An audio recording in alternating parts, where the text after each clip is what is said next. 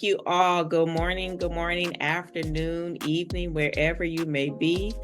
Hello, everyone, and welcome to the UTL Trucking Education Hub. I'm your host, Tamaris Massengale, and today we're going to be diving into a little bit of some just no-brainers, if you ask me, that you should have if you're going to pursue any type of career in transportation, whether it's dispatching, whether it's CDL, brokerage, whatever the case may be. We have an amazing guest today, and I just want to go over who he is. I'm super excited. Today's guest is Avante Jackson, better known throughout the trucking industry as CDL Shorty.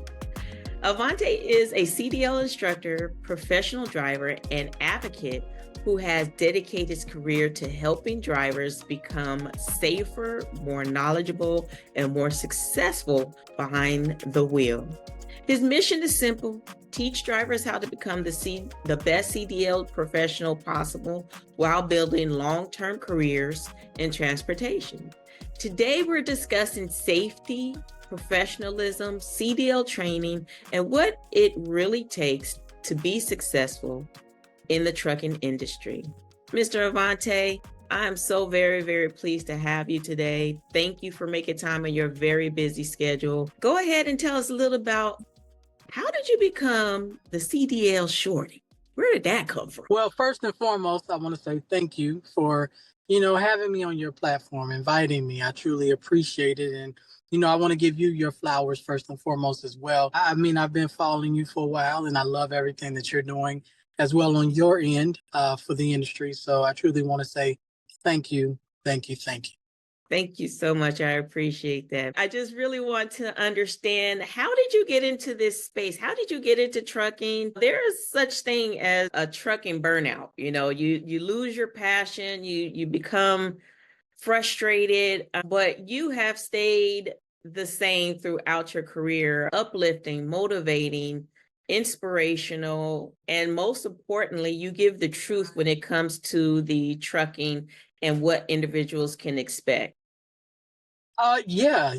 Well, everybody goes through a burnout, at some point in time. Some of us truckers will call it hit a brick wall. Yeah. And I got into it in 2015. Before that, I was a certified CDL pharmacy technician for CVS. So I got into it in 2015 after I lost my job. And then I went through my little brick wall right before COVID hit. Went through a little trucker burnout. And then I actually had a heart attack behind the wheel of my semi truck. So that unfortunately took me out the game for about a year and a half or so. Got a pacemaker put in my chest. And then I went back to trucking. I was going to get back out on the road and start driving again. But then I decided to fill out an application to a CDL truck driving school. Mhm. And I did. And that's when the education part of me started to come about. Now, a little bit unbeknownst to me, I kind of look back, they always say hindsight is 2020. Right. I kind of look back and I was doing videos on Facebook when I was out there trucking back in 2017, 2018, 2016. I was doing videos out there. They wouldn't really, some of it had educational and then some of it was just your regular trucking blog. So now that I look back at it, I'm like, man, I was so ahead of my time at that point, because I didn't know anything about Instagram at that time and I didn't know anything about YouTube. I just was a big Facebook junkie at that time. So then I really started to get really heavy into shooting content and things like that and educational content when I became a CDL instructor at the local school, because it was just like, man, these are some things that people would like to know that don't come to CDL school, or if they're about to come to CDL school. So that's what kind of got me on my path. Wow. Wow. Just your tenacity and your thrive is so inspirational. Man, you had a heart attack? Wow. Yeah, I was pronounced dead for 16 seconds and then they brought me back to life. They resuscitated me 4 times. And I tell everybody this, I have an angel out there. I don't know if this angel is black, white, purple, or blue, but the way it was told to me was the people in the ambulance that revived me right off I-20 in West Monroe, Louisiana. There's a pilot truck stop with a Wendy's and a Subway there.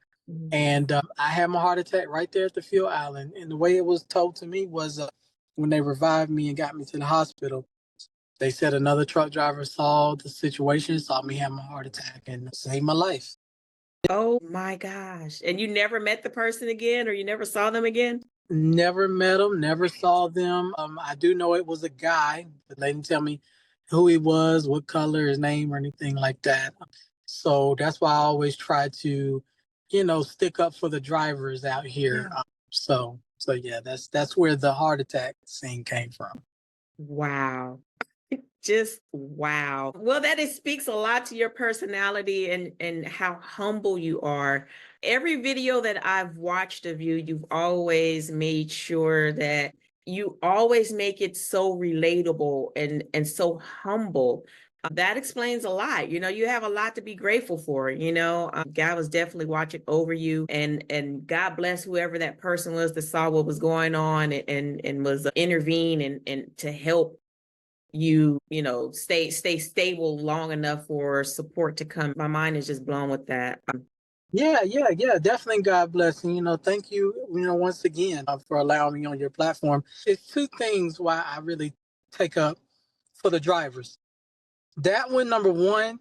And then number two, when it comes to the educational part of it, one of the reasons why I take up for a lot of drivers too is because what we do as professional truck drivers is hard. Driving that big 71, 72-foot vehicle, twisting and turning it, backing into tight spots, parking, it's hard. And then when I got into my advocacy part of my career and I started going to these major logistics conferences with freight brokers, with freight forwarders, with freight fraud task members, and then government entities and stuff like that, I started to notice a trend that they don't even invite truck drivers, number one. And number two, they don't even talk to truck drivers or don't even want to talk to truck drivers. But when you go to these conferences, the topic is all about truck drivers. Right. Yeah, so I was like, man, well, wait a minute, we got a voice too. So that's what really made me really start sticking up for the drivers. Well, I totally agree with you when it comes to, there needs to be a louder voice in a professional scene. And I had to put emphasis on that statement because individuals assume that truck drivers have this mentality like all they want to do is drive. A great majority of individuals that understand how this is a generational opportunity. They do want to grow their fleet. They do want to grow their business. The unfortunate thing is that there's so much misleading and guidance out there. It's hard for an individual to really navigate through the muck and the mire as it comes to transportation as a whole. So I really appreciate you putting your neck on the line, and because this industry is very cutthroat, you piss off the wrong person, it could really break you. This industry is very relationally built, so you have to make sure that you're presenting yourself in a certain light so that when you are in these government spaces that they take you serious, because it's unfortunate, even though the world literally does, it depends on truck drivers, these CDL professionals, to get these goods and medicine and supplies, get them to their destinations, but they're at the bottom of the totem pole when it comes to the level of respect that CDL drivers deserve. And I agree 1000%. Even though I never held a Class A license, when I had my trucking company, it caused me to really get involved and understand that there's a lot more than just steering a wheel. There's a lot of health that goes into it. There's a lot of your mental health that goes into it. And there's a lot of pressure when it comes to what the customer is expecting you to be able to provide, the broker, even the dispatchers. There's a lot of people that is putting a lot of pressure on top of what you're going through with family members. A lot of people don't understand, as a truck driver, you don't get the option of just saying, oh, I'm going to stop right now and I'm going to listen to my baby sing me karaoke, right? Because she hasn't seen me in 3 weeks and she doesn't understand why daddy is not tucking her in or mommy's not tucking her in. So there's a lot that goes into that. So again, I give you, major respect when it comes to that space, because you are taking a risk, putting your name, your face to a very underrepresented age space when it comes to truck drivers, that we need to support you all more in those spaces and treat you with the respect that you deserve. It's a lot that goes into getting those goods from point A to point B. So as a CDL trainer, what is the biggest mistake new drivers make? Oh man, I would honestly say the biggest mistake that new drivers make out there that I see is they don't work on their backing as much as they should. That's coming from a driver standpoint. It comes with the territory because you're nervous. You're nervous. I was nervous when I got out there at first as well too. But if you go out and you talk to a lot of these new drivers, they'll say that they hate parking at truck stops. They would rather park at rest areas than truck stops. And then you ask them why.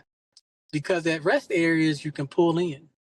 Truck stops, you got to back in, and truck stops are a lot more crowded than rest areas. What a dispatcher or a freight broker or whatnot doesn't know, and what I've been trying to educate them in over the past few years is, these truck stops, they get full between 3 and 5 p.m. They're full. It's hard to find a parking spot. Yeah. So that's number one, and then number two, the money. The money, especially with the social media area that we live in. Post pandemic, a lot of them get in and think that, they're going to get rich overnight. And then you see them a year or so from now, and, they're not in it because they found that's not true. Number one. And then number two, they're not in it anymore because of the companies. The companies have treated them bad. That's why I make a good point to go to these conferences, because we need our voice to be heard. I don't just speak for owner operators out there that have their own authority, or lease purchase people that, may want to be a lease purchase owner operator or whatnot. No, I speak for the company drivers too, because what a lot of people don't know or understand is these insurance companies have a stronghold on this trucking industry. And what I mean by that is, when you get your license, you get at a CDL school. Yes, now granted, you are considered high risk. Okay, cool. Don't have a problem with that. But at the same token, if you're going to make it to where have to go to these mega carriers in order to get their start, if you will, or experience, then the mega carriers are going to have to start paying better, paying more, and start getting some dispatchers in there that really want to work alongside truckers and really want to understand. You have a lot of dispatchers out there that go to these mega carriers that get recruited, fresh out of college, because they have a communications degree. And then when they talk to the driver, they're rude. And then that creates driver fatigue, driver burnout, along with low pay, low wages. Nobody's really talking. And I've made an emphasis of talking and bringing up a point of drivers' fair pay. When it comes to the Fair Labor Standards Act of 1938, in there it says that American truck drivers, are considered unskilled labor, and we shall not be paid overtime. My great friends at Freight Waves and stuff like that, we sat down in a meeting and talked about it, to start pushing this, because a lot of people need to know and understand. That hit hard, because that's one of my passions is, of course, I'm trying to create the bridge to workforce development for reentry individuals, veterans, and the at-risk youth. And I think that's the biggest hesitation factor for individuals wanting to get into transportation, because unfortunately on social media, that's what they're hearing is drivers complaining about the conditions that they have to stay in, when they're on the road, how dispatchers treat them, or how their company is playing with their money. It's a big factor. And the thing that I try to educate is, yes, these individuals play a big factor, but actually you have a responsibility as well. Even as an owner operator, you should be asking your dispatcher certain discovery questions to determine if this is a person that actually can help support you in your career. If you have a flatbed and you ask your dispatcher that you're trying to hire on if you're going to need tarps for this load, and they're asking you what is a tarp, That's not a dispatcher that you need on your team. Because you have to understand this is a business. So just like with any other business, you have staff, you have support team, right? And you have to make sure that these individuals are knowledgeable of what they are talking about in order to efficiently support you. Because essentially you're saying you're assigning this portion of your business to this dispatcher, which is to help you find a load. But if that dispatcher doesn't understand what goes into that whole process of getting that load, then they're doing a disservice, right? So having that understanding, and the dispatchers, they need to be dispatchers that are listening, that are tuning in. You have to understand this is a human being. So just like you get tired and you're burnt out from your 9 to 5 or however long that you're dispatching, whatever your hours are, this driver is still working after you clock out. So you have to, it has to be an effort of being a team, a community, not just the broker versus the dispatcher. We're all a team because one can't make money without the other. So having that communication and people like you in the industry that are speaking up, you as a driver, you have a responsibility too. You need to speak up and not just cuss somebody out. Like, we have to get away from that. This is business, right? You can't just cuss somebody out because you feel like they're doing you wrong. Maybe you need to educate them. That's what I love about your page, is that you talk about the issue, but you're also educating them on the right way to do things. Because let's just face it, there's a lot of people in the industry that's been doing it wrong for so long. Now that the FMCSA and DOT are coming around and they're saying, hey, that's not the way it should have been done. You have a lot of people in the industry who are like, well, I've been doing it like this for 20 years. Well, you've been doing it wrong for 20 years. Yeah, exactly. I don't proclaim myself to be a know-it-all. I'm still learning as well. I've done some things wrong as well, but you always have to be willing to learn at the end of the day. And I'm glad that you said that earlier about the truck drivers, because I truly make it a point to also tell everybody as well that I'm not biased. I mean, yes, I'm a CDL holder, CDL trainer, CDL driver, and everything like that. But in the same token, I'm not biased as well. There's things that CDL truck drivers, we could do better as well. Yeah. When you talk about bridging the gap and stuff like that, that's what I'm all for. But it can't be just one-sided. Truck drivers start helping out these dispatchers, helping out these brokers, put ourselves in their shoes. I asked some truckers, some owner operators, or I asked some lease purchase, because everybody want to be owner operator nowadays. Right. Even the lease purchase people, they think that they're true owner operators. Right. But anyways, I asked them, what is a TMS system? What's the RMI? And they don't know. But these are things, and these are systems that brokers are using to really not just vet you, but it's a tool that they're using to get better each and every day. So if you stay stuck in that truck driver's mindset to where you're just gonna sit in this truck and drive this truck and blah blah blah, you're gonna continue to get left behind. Because I've been privy to become friends with a few freight brokers, a few freight folders and stuff like that. And they really let me in behind the scenes. I'm a big component of, freight guards. I don't necessarily like them because I see how they become weaponized throughout the years. But I will say this, they are needed, because I've seen some freight guards to where it's like, man, you want to talk bad about the broker, but bro, you agree to this load, the price of this load on the Raycon. You signed the Raycon. Then all of a sudden you did your math, and then you was like, no, I want more money. And then you try to hold the load hostage. Really? So that's what I mean. Truckers, we have to do better as well. We have to put ourselves in their shoes, and they have to put themselves in our shoes. Freight brokers want you to trust them more, but I tell them this. A few years ago, there was a big tech company, freight brokerage out there called Convoy.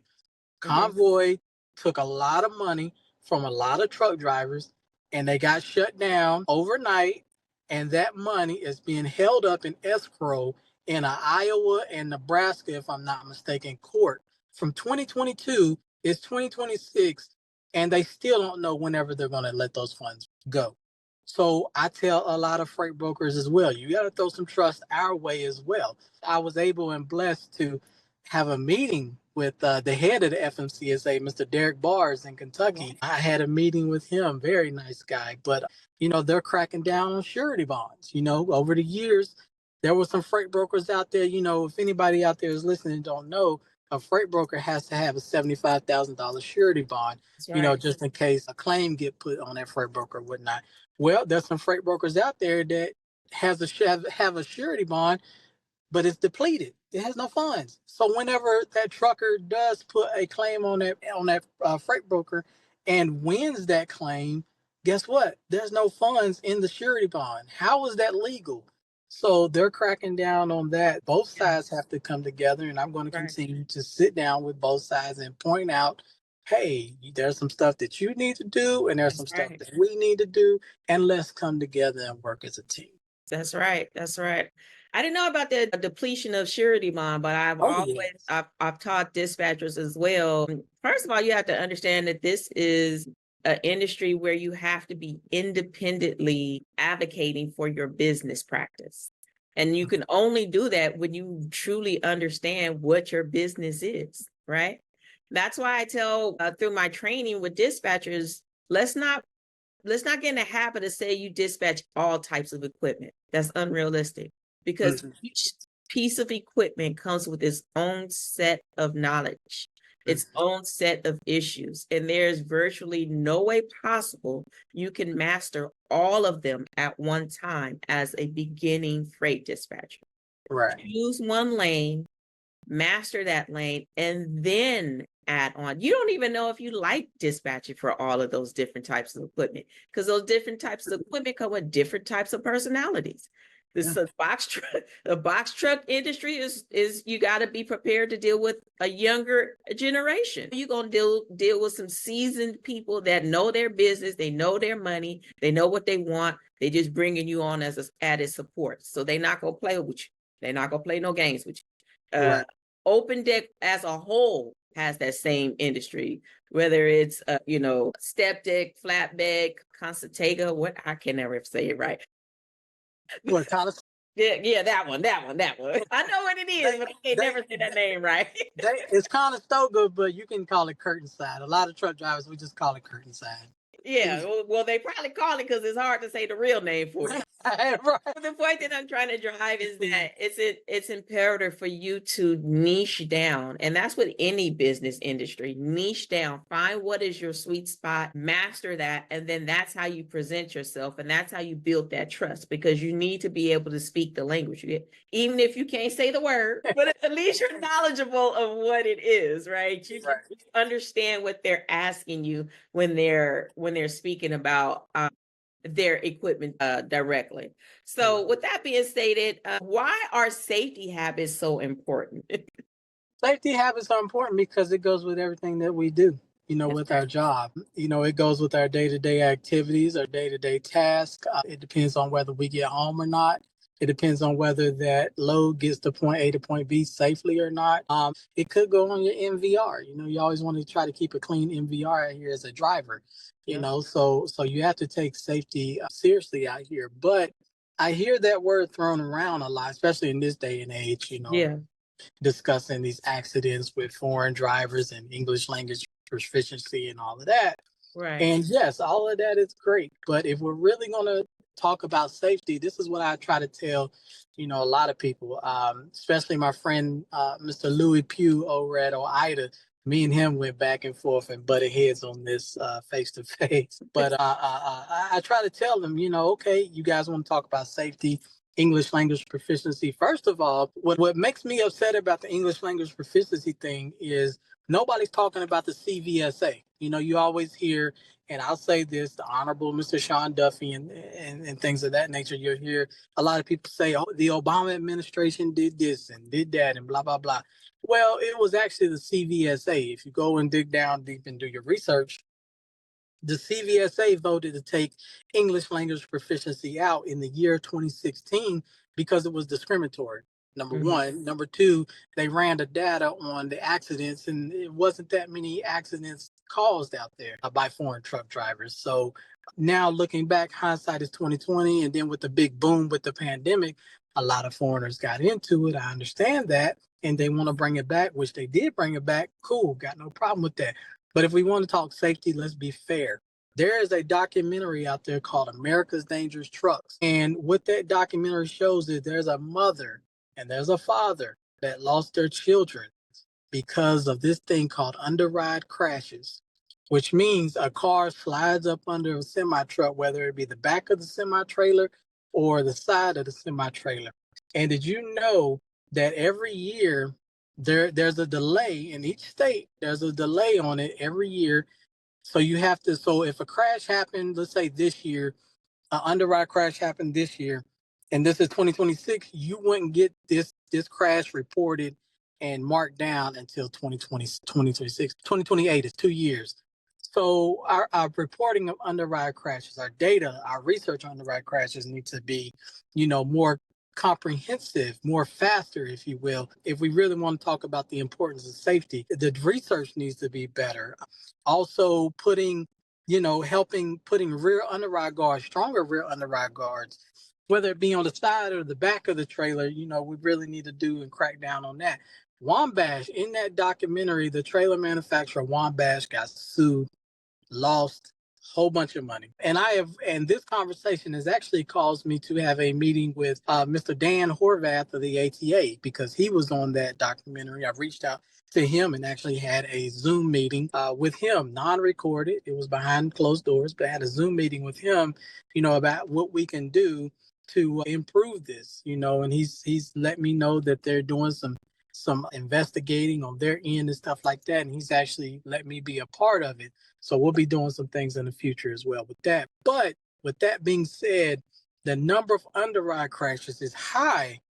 It's not as high as foreigner regular crashes, but that number is high. So when we talk about safety, let's really have a conversation about safety. Let's have a conversation about public safety. I've proposed to lawmakers here in the state of North Carolina, let's start infiltrating the DMV with courses, with pamphlets and stuff like that on how to drive around a semi truck. What are the blind spots? And thank God, Mr. Dan Horvath of the ATA is going to work with me on that, to where we can start going out to some local schools and some DMVs and bring an ATA truck out there. And for your listeners that may not know what the ATA is, it's the American Trucking Association. They are a big organization that represents a lot of your big name mega carriers and things of that nature. So when we talk about safety, I'm a big component of safety, but let's not talk about one aspect of safety. Let's talk about all of it. Man, that you hit every spot. Like I've said that,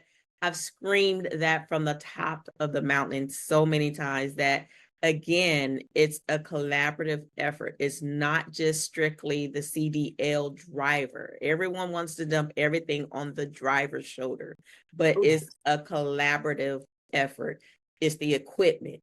It's the governing entity, FMCSA and DOT, with being more real time with the information and the support of the people that should not be on the road, opposed to the ones that should, and they're being treated unfairly. I absolutely agree that the English proficiency should be a piece of the requirements, but it should not be the focal point, because there, in my personal experience, those that speak English or English as a second language tend to go over and beyond when it comes to their safety, because they're unsure, because English is their second language. I'm go ahead. That you said that, because there are some other freight brokers out there that I've personally talked to that have said that as well. I got online and I made a video about that, and I said that the exact thing that you just said about some of the foreigners out there, being more safer and have their books more in place than regular truckers, if you will. And a lot of people thought I was BSing, but I'm glad that you said that. I'm so happy you said that. And I hope everybody takes heed to that as well. Yeah, absolutely. And that's because, unfortunately, they understand there's a target on them, so they try to be prepared. So when they're trying to make sure that if they were ever to be pulled over, they have as much as what they're going to be asking for as possible. right? Because they know that they may not be strong in that area. Exactly. Now, we're not talking about your chameleon carriers. Now, Right. No, no, I no. mean, I think me and you're in agreement when we say chameleon carriers. Yeah, we don't need them, Absolutely. but we also have to be careful, and we have to tiptoe in line, to say that, yeah, chameleon carriers might have given foreigners a bad name, but not all foreigners are bad. I believe it needs to be across the board when it comes to safety and compliance management. I believe each state needs to have the same requirements as far as when DOT is doing their checks. Because as you know, as a OTR, previous OTR, when each state, if DOT, they're ran differently. Yeah, isn't that crazy? That is the craziest thing I've ever experienced with my trucking company, how they can go in Texas, X, Y, and Z is acceptable, and go right next door to Louisiana. That's It is crazy. not. That's crazy. And Mr. Edwin Thompson, which is the head of CDL training in the Southeast region, I was fortunate to have a meeting with him because it's the same for CDL training. A lot of people don't understand that. Each state is different. So what I mean by that is one of the concerns that I raised is the pre-trip, right? On the pre-trip here in North Carolina, we say this. On the pre-trip in South Carolina, they don't say this, they say that.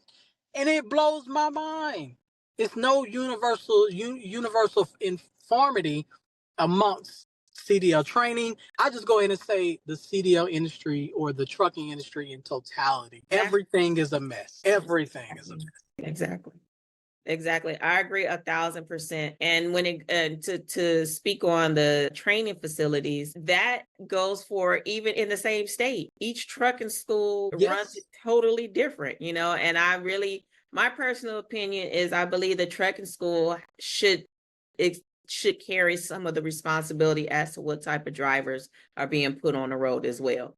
I have never seen so many drivers come out of trucking school and talk about they don't know how to put on chains. They don't know how to drive in, inclement weather. Like some of that stuff should be required to at least be exposed. I mean, putting on chains, like you can do that on the yard. You know what I'm saying? Like you should have that type of experience or knowledge that goes hand in hand with safety. You should be able to know how far to put out your emergency equipment, things along that nature. CPR, like thank God whomever found you, he was knowledgeable enough to keep you alive. I think that should be a mandatory requirement because you are on that open road. And you should know the basic things to preserve your life so, emergency team can get to you. Being able to read the markers, knowing exactly where you're at. What if your GPS system goes out, right? Can you tell emergency where you're at? You know what I'm saying? Like stuff like that you and I probably feel like that's a no-brainer. But you'd be shocked how many people come out of school and all they know is how to pass the test. That's it. I'll let you in on a little secret on that. It's not the CDL school, it's the state. The state requires the CDL school to teach the bare minimum. And I'm not being funny when I say this. This is an actual statement. To teach the bare minimum. They get grants on top of grants on top of grants. CDL schools do. These grants are worth well over six-figure grants. Mhm. Within these grants, they're required to buy equipment. They're required to pay the instructors.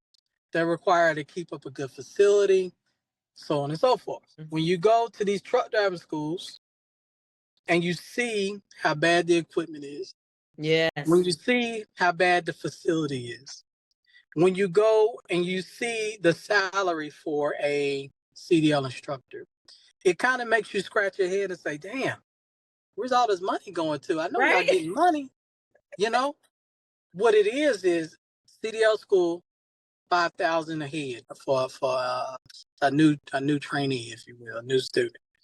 So $5,000 a head, and I'm getting government grants. You think I'm good? And the state's not telling me what I got. They're giving me a bare minimum curriculum. They're not telling me I got to go above and beyond.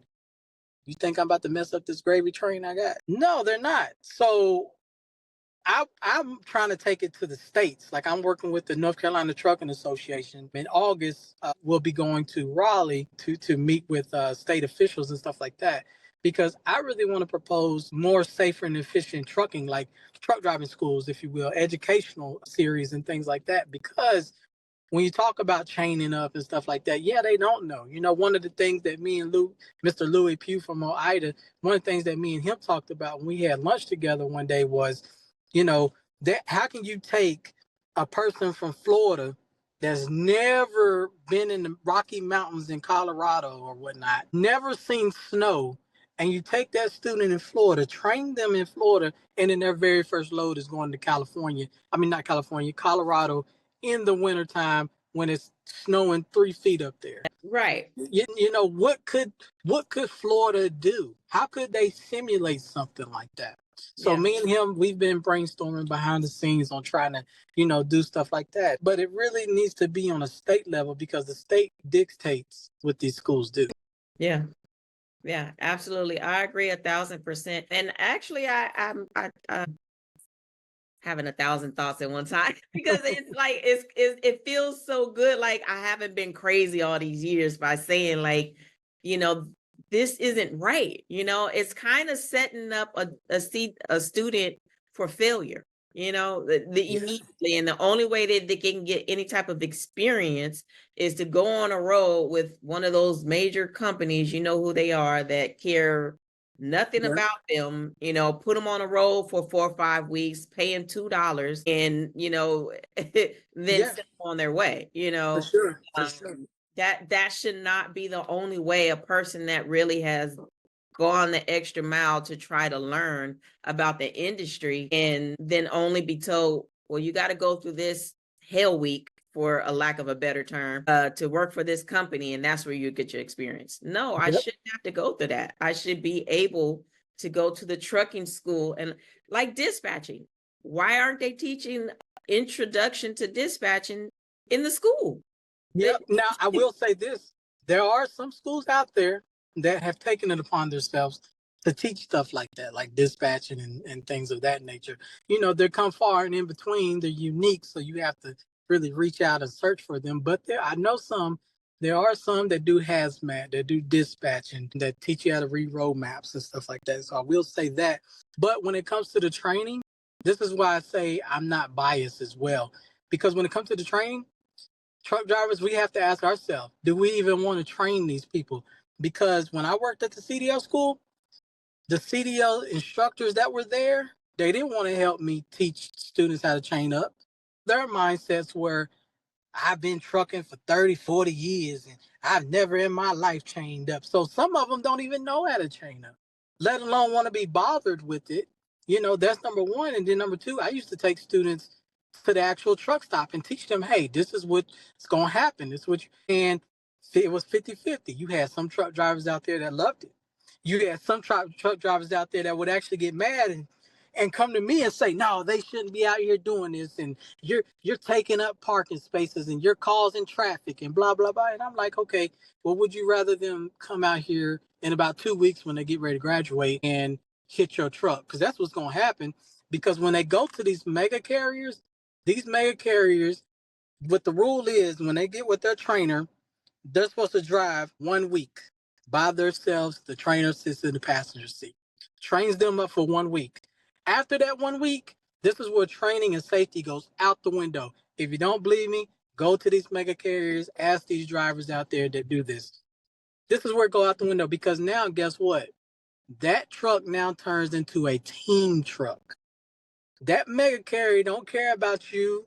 They don't care about your trainer. They care about getting that freight there from point A to point B. We got 2 drivers in that truck. Yeah, he gonna get some on the job training, but hey, now we can really make some revenue with that truck. That's the secret that nobody's talking about. And this is why I decided to put myself out on the line and have individuals like you that will speak the dirty truth. Trucking is a very lucrative industry, but any industry that you can make good money, you don't have to get any real training or schooling or degrees behind, that it's so unregulated, but regulated at the same time. You have to be an advocate. You have to be able to dive into and learn what the truths are. And a lot of the truths are ugly, but there are people like yourself, which I wish we could clone you at least 30 times, that can help support and be in these different places, these different rooms, to really push for these things to transpire. Yes, English proficiency is something that we should focus on, but it shouldn't be the main topic. The things that you just spoke about in regards to safety and the training, proper training, that should be on the forefront. And I think the English proficiency should be part of the training while they're in school. You should be able to speak and read to a certain level. And it shouldn't be a shock when you're on the road and a DOT pulls you over and you can't pass. That should be something integrated in the training from the beginning, but that should not be the focal point. So with that being said, another question I'm sure a lot of people are asking right now is trucking still a good career in 2026? Oh, for sure. For sure. Most definitely. It's still a good career. Yeah, we're fighting AI, but so is every other industry as well. Right. But yes, it's still a good, lucrative industry. One thing, that trucking offers, thanks to the 1980 bill, it made people like me and you to be able to start our own trucking company. Yeah. Before that, the industry was very regulated by the ICC, which only meant the trucking companies out there that you could go work for, and you could not start your own trucking industry. And when Jimmy Carter signed that into effect in the 1980s, what it did was it allowed us to become our own bosses. So with that being said, yes, the insurance company has a stronghold on this industry, but also we call it the plantation, which the mega carriers, that's what we call the plantation. So Yeah. go to the plantation, get your experience, save your money, and then 2 or 3 years become your own boss. So Yeah. that's one thing that the trucking industry has granted to just regular common folk like me and you. And in the next few years, guess what? We can go and become our own boss. And we don't have to put up with AI. You still can go buy an older truck, and run your business with the older truck. So yes, don't let everything scare you out there, everybody. Trucking is still lucrative at the end of the day. It like I keep saying all the time, and I'm gonna put this on the shirt one day. Until they perfect teleportation, truck drivers are always gonna be in need. Exactly. Yeah, of course. Yes, exactly. 100%. Yeah. 100%. Yes. Yes. So And to rewind, when we talk about safety as well, did you know there's a company out there, a mega carrier? I won't say their name on your platform, but a mega carrier who trucks are red, that has a rule that when they train students, they put two of them in the truck with one trainer. That's 3 people. How's that safe? How's that safe? Still to this day, by the way, they got 2 students, one trainer. So I just wanted to throw that out there. so that means that truck isn't stopping because Exactly. you've got 3 drivers. Exactly.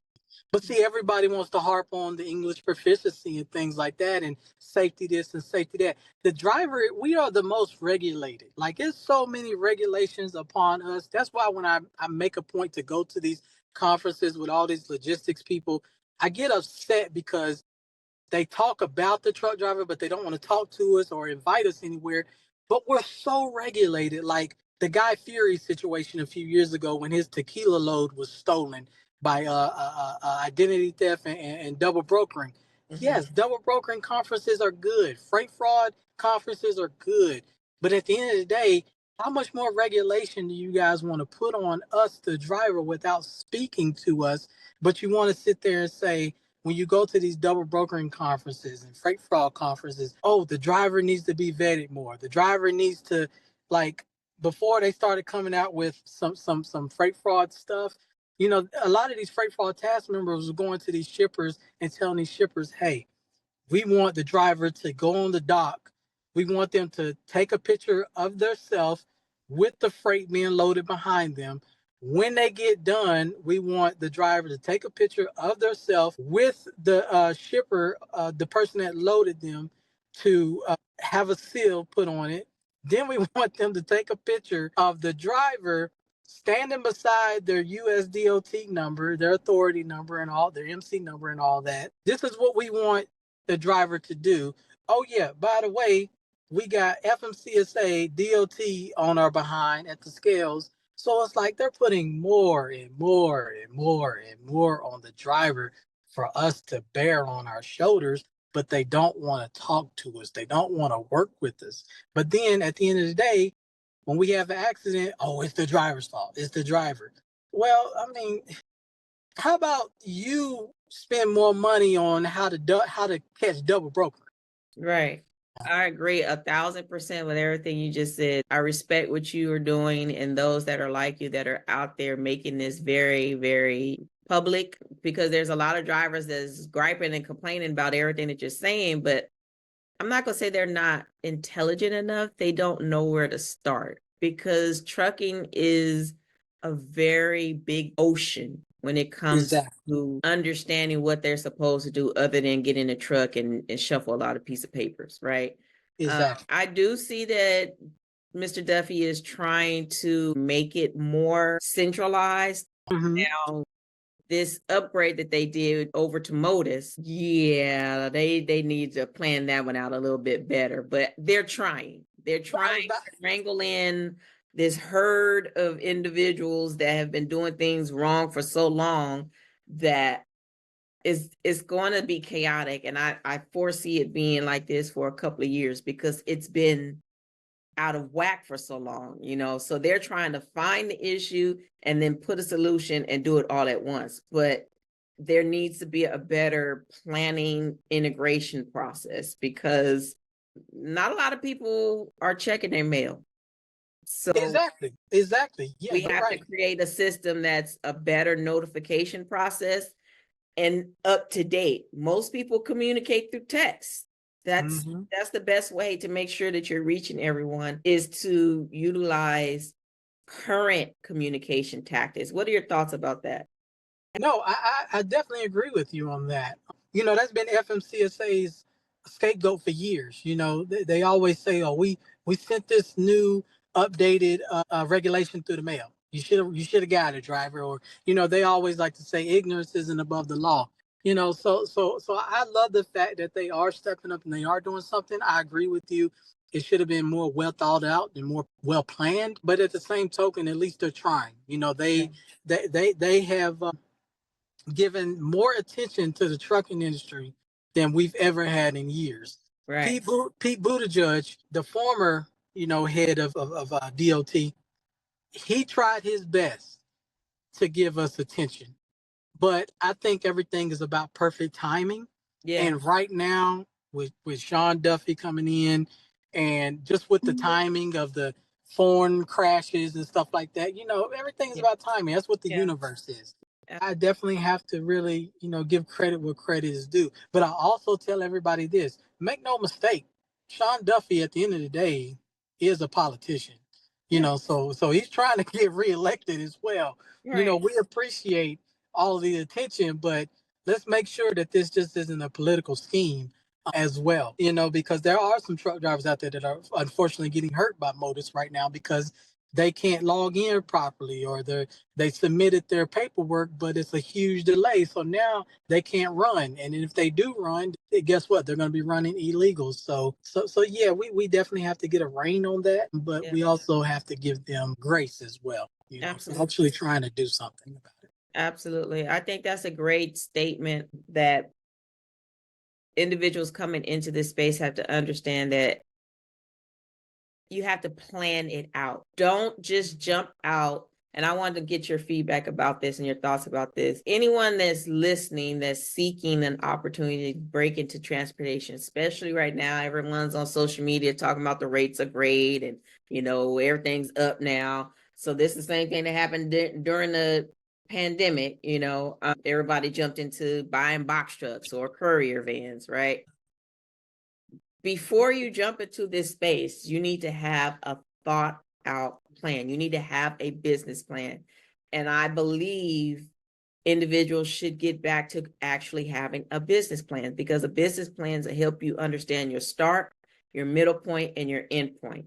And that's important for you to understand that, so you can know when that you need to grow, or if it's not working out, then it's time to exit and not just quit. There's a difference between an exit and a quit. An exit, you have a plan so that you don't have all this debt that follows you.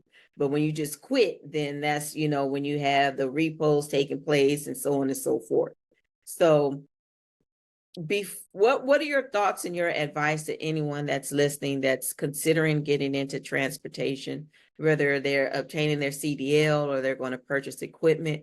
So what would be your 5 steps to getting into this space? So for me, I would just say all about education. Don't just educate yourself in one aspect of the industry, which a lot of people did, during COVID, when we had a big pop and everybody came into the industry. They only educate themselves on one part of the industry and not the whole industry in totality. So I would say education. I've been in it 10, almost 11 years, since 2015, and I am still learning each and every day. Your operational costs, your cost per mile, learn the difference between cost per mile and rate per mile. I'm not embarrassed to say, hey, guess what? Once upon a time, I was the one that was out there doing lease purchase, taking cheap freight, because I didn't know my operating costs as well. That was something I had to learn throughout the years from someone else. So now when I hear people talk about cheap freight this and cheap freight and these, and once again, I'm sorry, but I got to keep harping on this. Foreigners are taking cheap freight. I'm sure you hear that too. Well, I go up to all ethnicities in this trucking industry and ask them, hey, you're an operator, you lease purchase, or you got your own authority, blah, blah, blah. Yeah, I'm on operator, blah, blah, blah. Okay, cool. Well, what's your operating cost? What's your cost per mile? What's that? Or they'll say, my truck don't move for no less than $2. Okay, why? Tell me why. 9 times out of 10, they don't know. You want to know why they don't know it? Because they jumped into the industry and they don't know anything about running a business. A lot of them will put, their rent, they'll put their house mortgage in their cost per mile. And I have to break it down to them. When McDonald's is making a Big Mac, do you think that they put their rent into how much it's going to cost them to make that Big Mac? So you're doing your cost per mile wrong. And a lot of them don't like to admit, it's ego. They don't like to admit. So that's why I sit here and I'd be the first to say, hey, I was doing it wrong at one point in time too.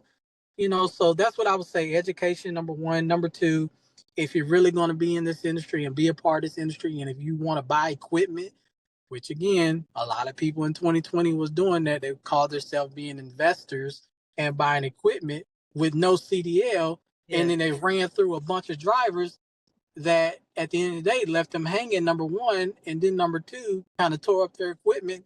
Now guess what? Now they gotta sell the equipment, or they gotta shell out all this money to fix their equipment, because they listened to somebody online that said, hey, you can own a trucking company without a CDL. No, get a CDL, because at the end of the day, even though I speak for all drivers, like I said, I'm not biased. There are some drivers out there that'll do some crazy stuff with your equipment that unfortunately just shouldn't be drivers. But unfortunately, that's the world we live in. But if that driver leaves your truck and trailer stranded in Ohio somewhere and you live in Florida, how you gonna get your truck back? That's right. Now, if you are so-called, because a lot of people like to throw this word out, boss. If you're a so-called boss, then guess what? Get a CDL, book you a flight to Ohio, go get your truck. If you got a freight broker that you deal with, book you a load, leaving at Ohio, coming back to Florida, so that way you done made you some money, pay for your plane ticket, went and got your own equipment, so nobody can tell you what to do, and you didn't lose money. That's right. That's right. Now that's a loss. Yes, 100%. Yes. Number 3, females. I'm really trying to make an emphasis on supporting female truck drivers out there. So with that being said, the female truck drivers that get into this industry, I just want them to know that, hey, us males, there are males out there that do support you guys wholeheartedly. And at the end of the day, we want you to be the best that you can be, but also we want you to stop sexualizing truck driving, and we want you to really get out there and show us that you know how to do some things. I just made a post just the other day. Can we pause right there real quick? Can I get my 2 cents on that one, please? Then I literally just said this the other day, and I know I'm probably gonna get some backlash behind what I'm about to say, but as a woman, 1000% heterosexual woman, feminine in every way, I believe if you're going to get into this heavily dominated male industry, it's making this change, but let's be real, it's heavily dominated by males. You cannot come into this industry and force individuals to accept what you're putting out there. If you're going to be on this road, act like you're on the road. Now, if a man can't be in his boxers and go up to the pump and have his weed whacker out and, peeing and filling up at the same time, then women, you need to give the same respect. You can't jump out of your truck in light, thin leggings, a tank top, and you ain't got no drawers on, and you're bending over and you're checking you talk about these men are thirsty. Yeah. You hit the nail right on the head. We got to tiptoe a fine line with this because don't get me wrong. Women have changed the perception of trucking. Back in the day, it used to be big, burly looking women, stuff like that. But now, I ain't gonna lie, we men, we like to see some eye candy out there. So we do appreciate it. But in the same token, if that's what you're selling, don't be upset when you got a man that, wants to purchase or wants to have what you're selling. Number one. And then number two, if that's what you're selling, at least have some work ethic or some maintenance tips about yourself. Like, I'm so sick and tired of seeing women rolling up their landing gear, hooking up their airlines and showing us that they're pouring coolant in their truck and checking the oil. Like, that is so bare minimum. Like, show us that you can do some other stuff as well if that's what you're going to wear. So we can be aware and we can know, okay, she wearing that. Okay, cool. She got a little skimpy stuff on. Okay, cool. But guess what? She also know how to do this, and that as well. Like, she ain't playing no games. And there's just a lot of women out there that just want to play games. Yeah. So when you want to play games and then you got a guy that want to play those games with you, no, you can't have it like that. It's now, either gonna be one or the other. Throw this caveat in there because I don't want it to come off like I'm supporting bad behaviors from men towards women. No means no, whether you're a man or a woman, because for sure. Women are aggressive out there too. So when you just say it's the women, the women that's being treated poorly when it comes to representing yourself. But I will say, yes, as a woman, there are a lot of women that play games. You know what you are putting on. You're just hoping the right one look at you. You can't just put blinders on all the men and just hope the one that you want to look at you is just going to be singled out. And that's the only one's going to look. No, everyone's looking. The women, the men, the kids, everybody's looking because you're out there, So yes, you should be able to wear what you want to wear, right? But take ownership with that. Understand what's going to come with that. And you can't badmouth men and talking about they thirsty and they always, but you're advertising a glass of water. This man has been on a road for 6 weeks, hasn't seen his wife or his girlfriend or whatever the case may be. And here you come popping out. You got on see-through clothes. You look good. You smell good. Yeah, he's going to react accordingly, So I'm not saying this to beat down a woman that wants to be feminine and wants to take care of it. Do you, but understand you also have a responsibility. What you are advertising. And don't be mad when someone decides that they want to walk up and purchase what you're advertising. Right?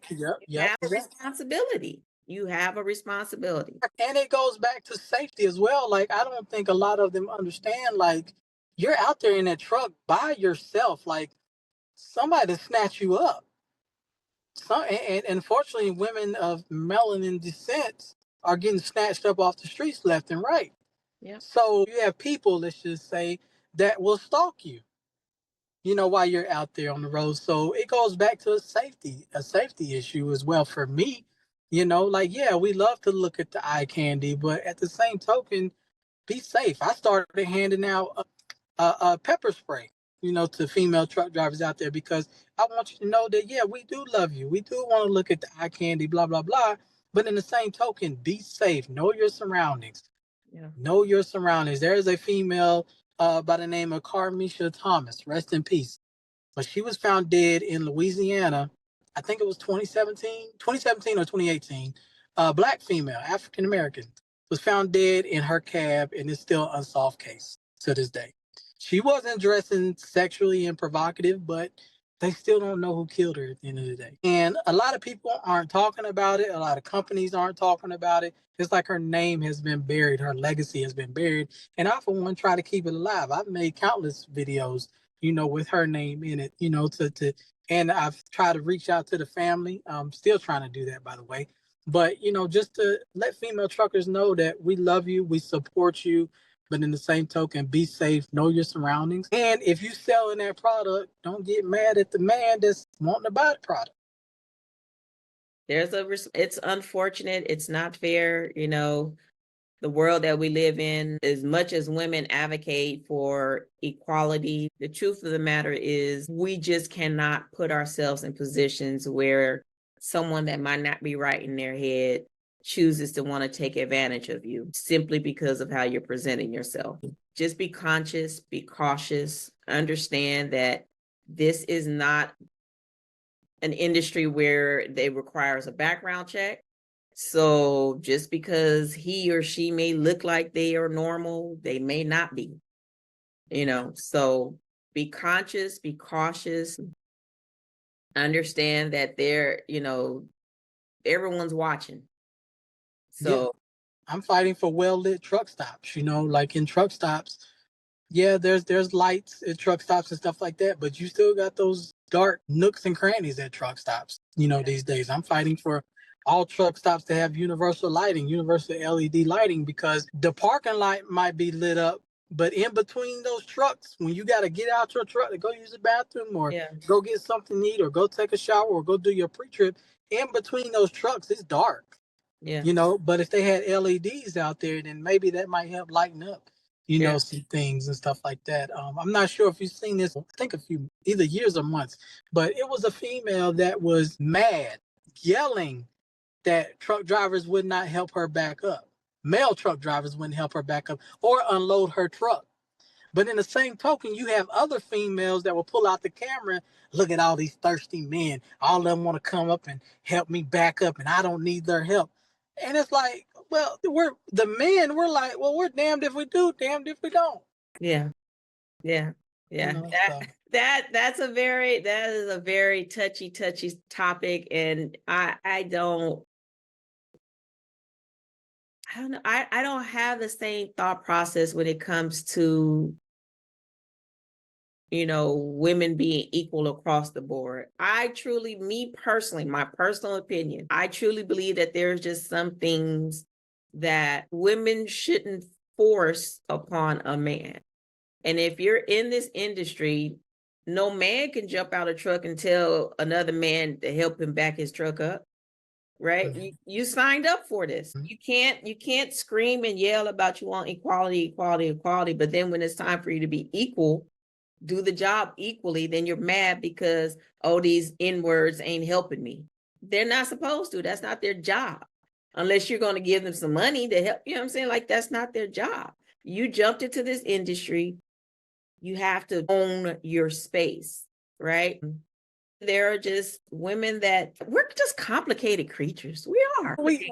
We all are. We all are. Men, we're complicated too. But men are a lot more focus driven, like they're one way path. Women, we have all these emotions, and depending on, that same woman that was screaming about nobody help me, probably 2 weeks earlier was screaming, I'm independent, I don't need no help, I think that might just be a generational thing. It is. I'm young as well too, but I date a lot of older women, married to an older woman, things like that. And the generation before us, like women had their stuff together. You buy your own house at 24, 25, and men, we buy our own house at 34, 35. So I don't know, it might just be a generational thing. Yeah, I think social media, has definitely influenced this younger generation into believing in a fairy tale. The reality is, as an adult, you're expected to act as an adult, meaning responsible for your own life. Now, it's a blessing if you come along and, you run across someone that can help boost your life, Correct. but it should not be a standard that you're expecting for a man or a woman to come into your life and just make everything perfect. That's the same thing with freight dispatching.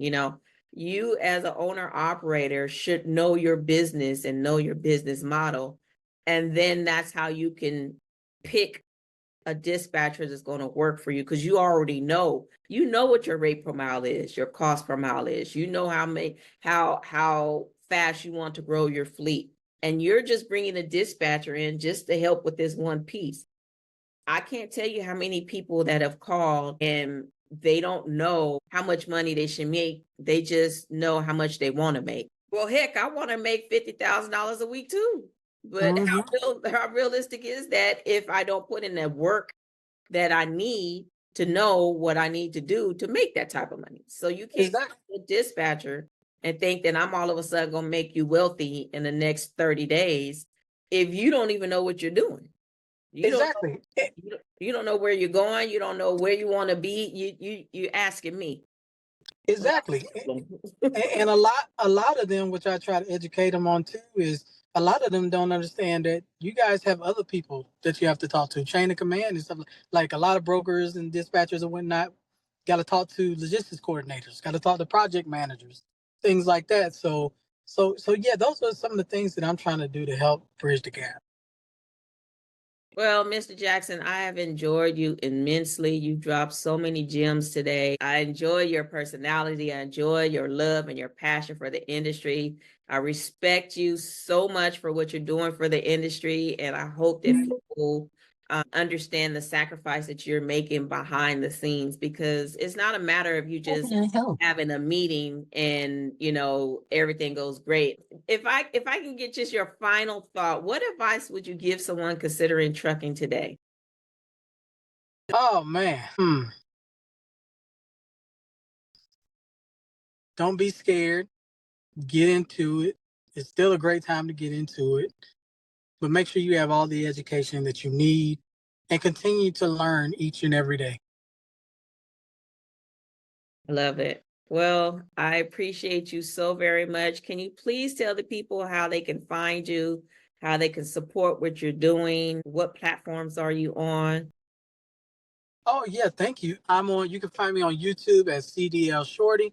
You can find me on LinkedIn as CDL Shorty. You can find me on Instagram at Victor Jackson 28. And also I have a website if you want to get any training. It's CDLShortyD4D.com.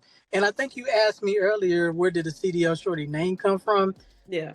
I was teaching at the school one day and I was like, man, I need a name because I was making my YouTube channel.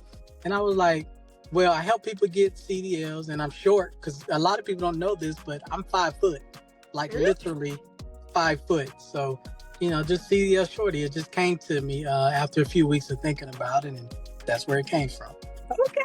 All right. Well, it's definitely a name that everyone is going to be following and knowing. You are consistent, you are passionate about it, and I, for one, appreciate you and the sacrifices that you're making. Thank you again for making time today. This is Tamaris Massengale, and you have been enjoying our interview with Mr. Avante Jackson, aka CDL Shorty. Thank you for tuning in to UTL Trucking Education Hub, and we will see you next time.